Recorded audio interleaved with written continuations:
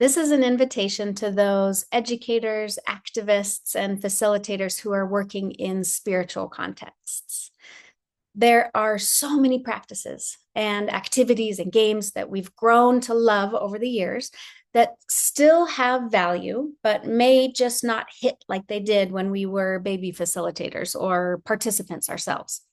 And they don't resonate as well because now we're more trauma informed and we want to be more inclusive. So here's an example. I used to love to play the game The Mighty Wind Blows as an icebreaker where everyone would sit in a circle and it would stand in the middle and say, "The mighty wind blows for everyone who," and then they'd say something true about themselves like, "has dyed their hair." And everyone with dyed hair would jump up out of their chairs and run like mad across the room to find another chair. Inevitably, there'd be a final two who would tussle over the last chair, and then the loser would be prodded into the middle to serve as it. Now, there's nothing inherently wrong with this version of the game for the people who are into it, but it left a lot of people out.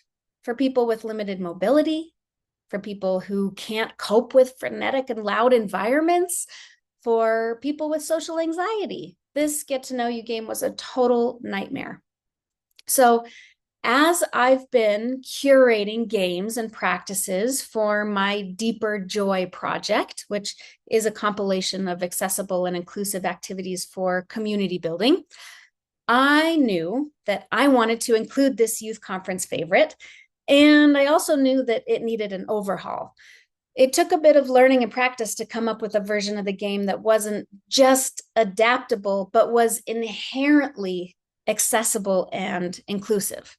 And I think I came up with something that was equally fun, that met the goal without forcing someone to have to deny the fullness of their humanity if they wanted to participate.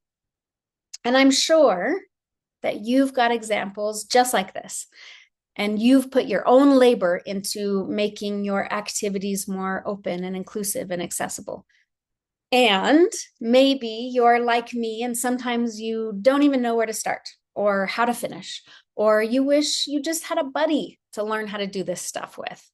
And so that's the reason that I am starting to do these weekly open studios where educators and activists and facilitators like you can get together and we can revamp our favorite activities and learn about new ones and how to make them the most accessible and inclusive.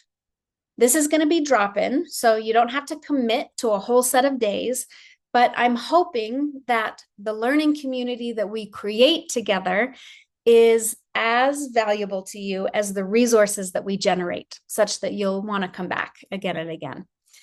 The stuff that we come up with permission, of course, will be added to the community building map to Deeper Joy. So take a look at the map and the existing resources.